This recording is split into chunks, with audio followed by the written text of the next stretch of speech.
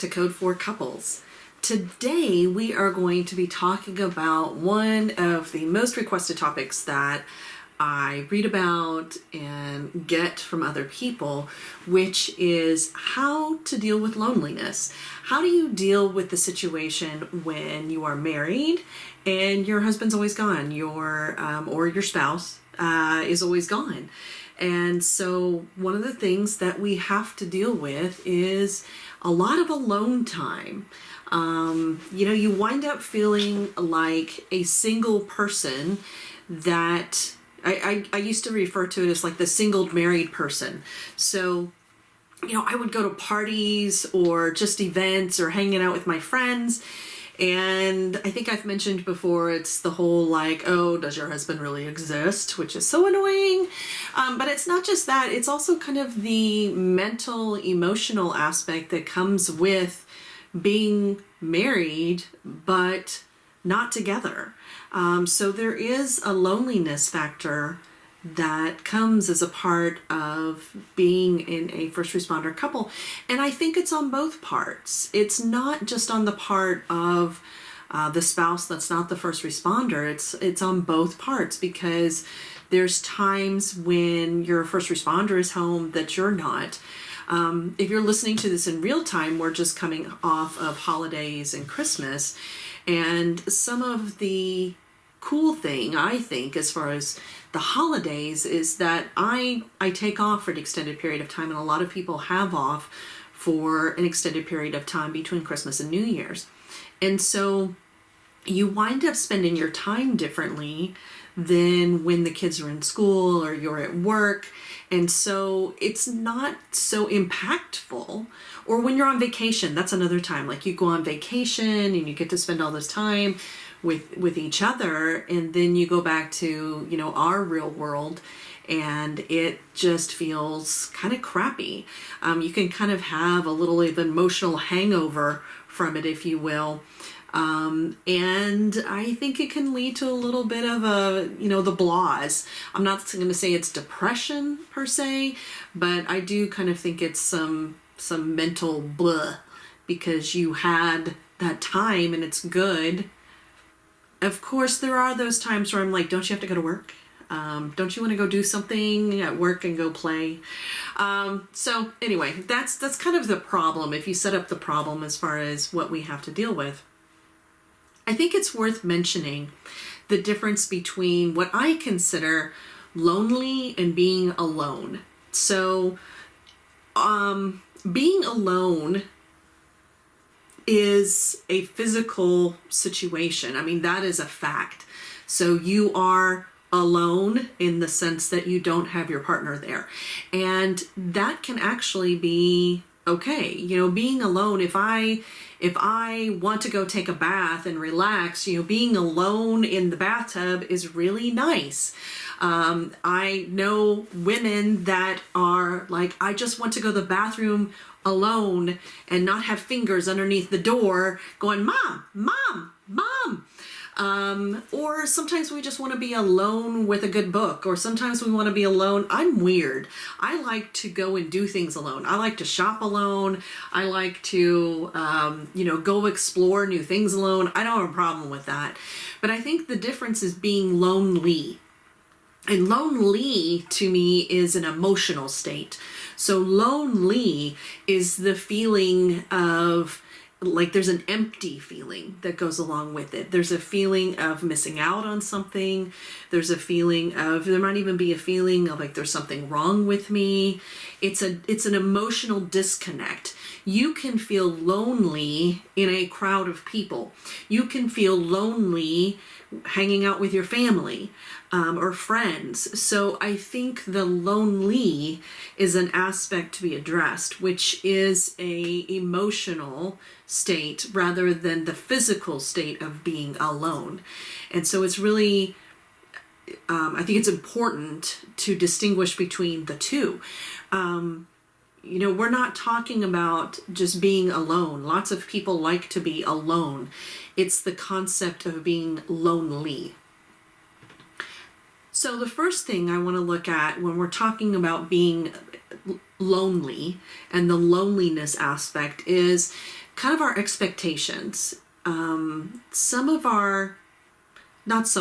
I think a lot of the expectations of when you get married, and I've even read some of this on Facebook groups and things like that. I didn't get married to be having to raise kids all by myself, or I didn't get married to go to parties all by myself. That happened a lot during the Christmas break that I was reading that. And I think that expectation of what we anticipated when we committed to each other is a part of something that contributes to our loneliness. I think there's grief in that loneliness, that I'm missing out on something I want. I'm missing out on something other people have. So our expectation is that we're going to be doing things together, or our expectation was that we were going to be spending vacations together, weekends together, having dinner at the table together, going to bed together. So I think the expectations contribute to that feeling of loneliness and that loss that one feels when your spouse is out in the field. So if you think of it as a grief and a loss of something that you wanted, it can help to move that to a different place. You can feel sad about those things. You don't have to feel lonely. So it's okay to feel sad and grieve it. I think that is something that's pretty well expected. And you're going to have waves. I think this comes in waves.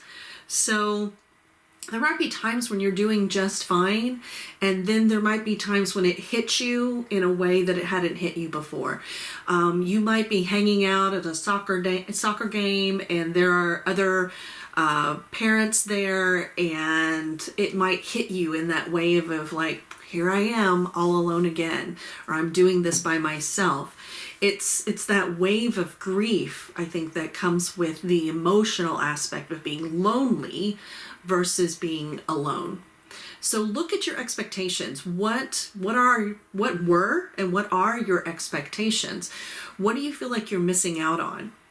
One of the things that really damages us in regard to this loneliness factor is a comparison.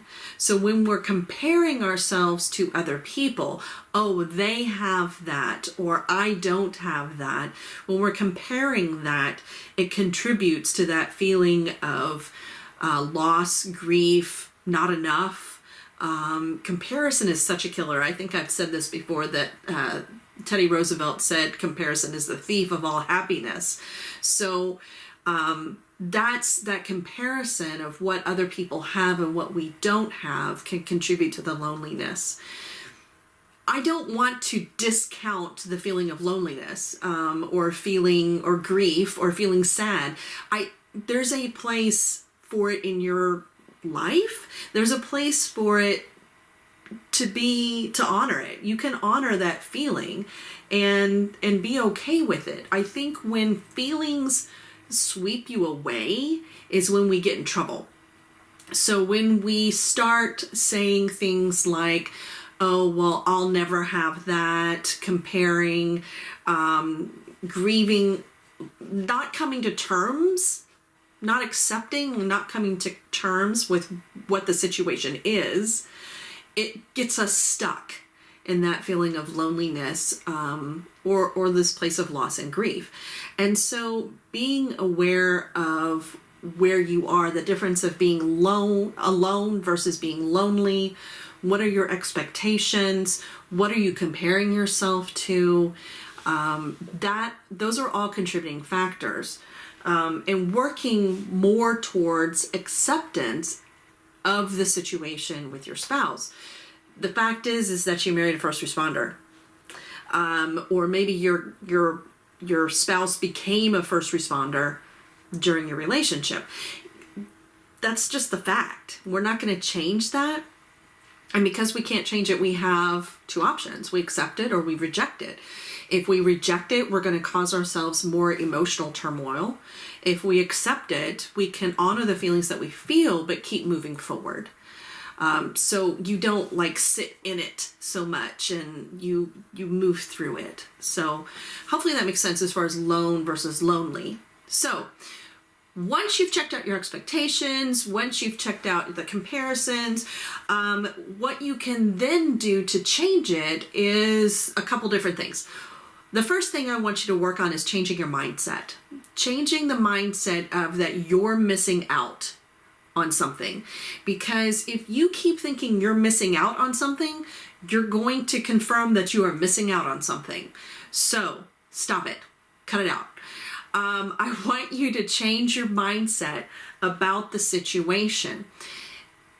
This isn't like, I'm not trying to paint a silver lining on your cloud. You know, you're entitled to your cloud, but we are looking at like, okay, I don't want the cloud anymore. I want something else. I want to feel and just be okay with being alone and not feeling lonely. So changing my mindset to think, how can I use this time to benefit me? Wow, this is nice that I can have this time to myself and just kind of do whatever I want to do. You know, there's some other side to that in the sense of like, sometimes it's overwhelming when you're alone because you've got the kids. Or you've got to meet family expectations and you've got to do it all yourself. So it might be looking forward to the reunion of things. So be aware of your mindset and change your mindset about the situation. The next thing I want you to do is to have an appreciation of what you do have. So you can appreciate, that you get to spend this one-on-one time with your kid at the soccer game. You can appreciate the fact that you have great trust in your relationship and you don't need to keep tabs on your spouse because you know that they're at work. Or you can appreciate the fact that you can go and do things on your own. So having your appreciation is important. Being independent is very important. You know, sometimes we connect with people and we need others to validate who we are, or we're scared to go do things on our own. Being independent is just a necessary part of being the spouse of a first responder. You're going to have to learn to be independent. And until you learn to be independent, it's going to be hard and it's going to feel lonely. So what does being independent look like? Okay, well, being independent means that you do things on your own and that you don't just stop living because your spouse isn't there. I kind of did that for a while. I would sit at home, I watch TV, I would kind of do nothing. And then there was this phase where I was like, well, okay, do I still act like a single person? Do I go out to the bars? Like, what do I do? Do I go dance? No, that doesn't feel right. It didn't feel good to go dancing and go out to bars. No, that doesn't feel right. And so I kind of had to figure out, like, what are the things that I want to do when I am alone in order to do that independence. So one of the things that I did off and on was I had some friends that like to go to plays, and so I went to a couple local plays at times. I would go check out stores that, like Hobby Lobby, which is like my husband's nemesis. I don't know what it is. He hates Hobby Lobby just because it's like, oh my God, how long are we going to be in here? So I will go do that on my own and go check it out. He doesn't like the recycled bookstore in town, but I do. And so I might use that time to go to the recycled bookstore or go see a movie that, I mean, let's face it, you're in the dark anyway. Nobody's going to know that you're alone. So go to a movie that you want to see by yourself. I'm not a chick flick girl, but good gosh, I love me some Star Wars, and I will go see Star Wars on my own or a Marvel film on my own. So do something on your own that you like to do that your spouse isn't going to miss. Or take your kids to do something that they like to do that your spouse isn't going to miss. So the other thing that you can do is go visit people that, they're your friends. You have to go out and do things on your own. So have your own friends as far as that goes. So go visit people. I used to, when my husband was working weekends, I would go down to Austin and visit my parents or my brother. I would go, maybe go spend the night at a girlfriend's house that lived in Dallas, which is like an hour from me. So, it would just be, I would go visit people and I'd go hang out and have fun and do something different where I wasn't alone. I would get out. So be independent. Think about things that you would like to do. The other thing you can do in your independence is to learn something new. Learn something that you want to learn. I learned to knit. And I love it. So I tried sewing for a while. That didn't really work so well. I did scrapbooking for a long time. That might date me at this point, but so I would go and there would be several girls that would go and we'd just go scrapbook on a Friday or Saturday night, or we'd go over to my friend's house and she had her kids. Her husband was on duty, mine was on duty, and so we would scrapbook, and because she had her kids, I would just go over to her house. So think about those kinds of things that you would like to do.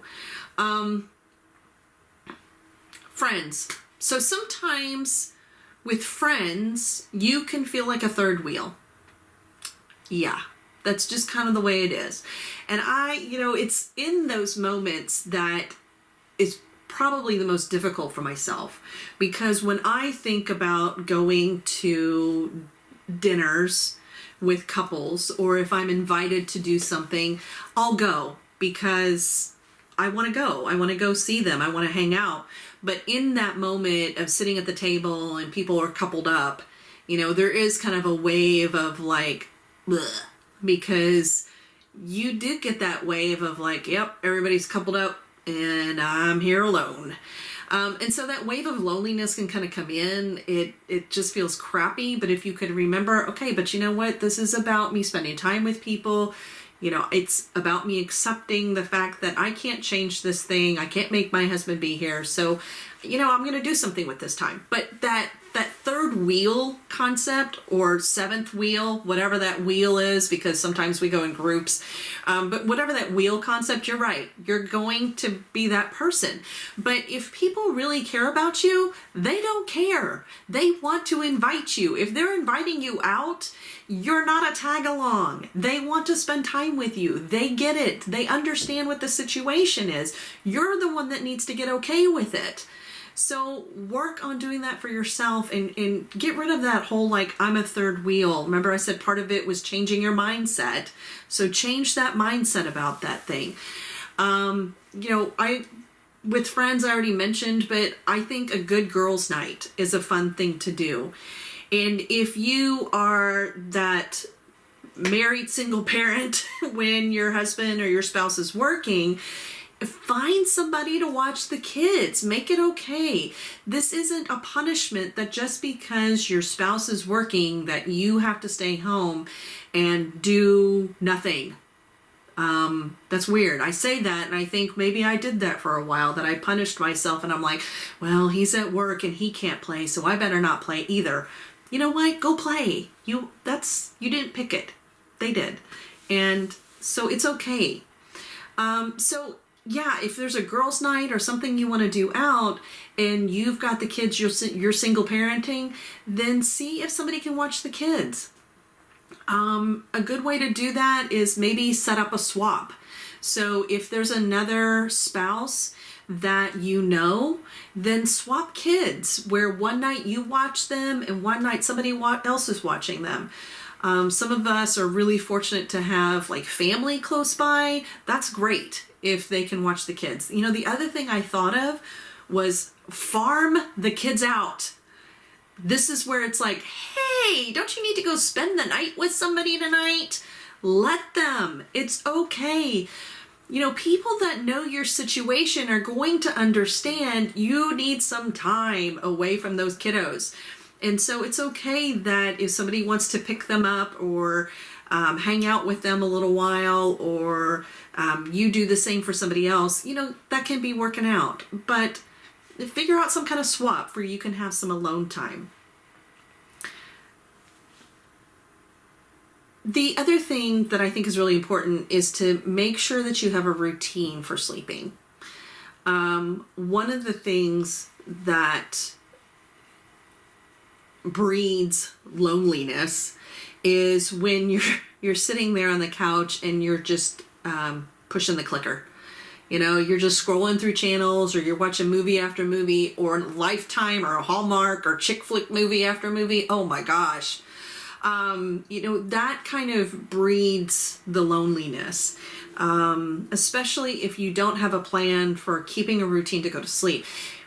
I honestly think, yes, it's having kids is a lot of work, but there's a routine there to get them to bed, to make sure they're off. And then sometimes it's like, okay, they're going to bed, I'm going to go to bed. And sometimes when you don't have children, it's easy to just stay up till like 1, 2 in the morning. Sometimes I would be like, oh, hubby's coming home in a few hours. I'll just stay up till 3 when he gets home. That way I can at least see him. But then your routine is totally jacked and he needs to sleep and you need to get up. So make sure you have a sleep routine and try to keep that routine. Habits are really important, and if you get into that routine, it'll help you sleep better as well. And we'll talk about sleep some other time. One of the things that I think is, I keep saying one of those things. Something I'm going to recommend for you to do is to write yourself permission slips. And I really do mean write. Like, get a piece of paper out and write on that piece of paper, Cindy has permission to.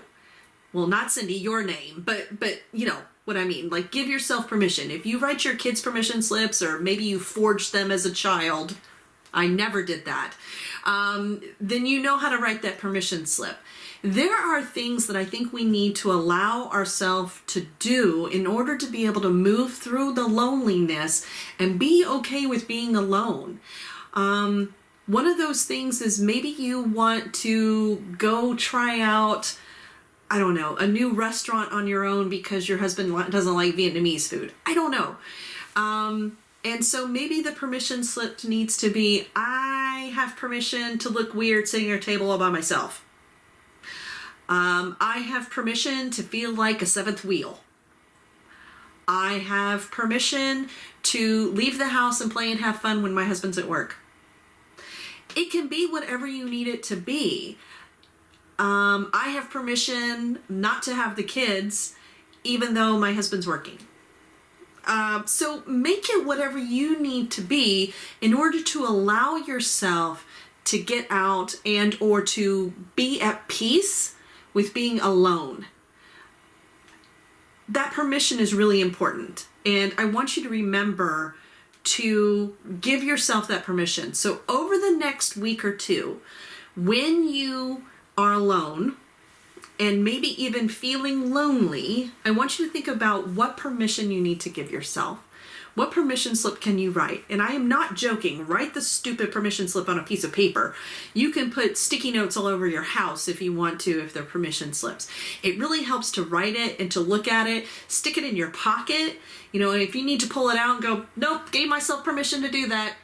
Got permission, I'm good. All right. And move on. So it helps.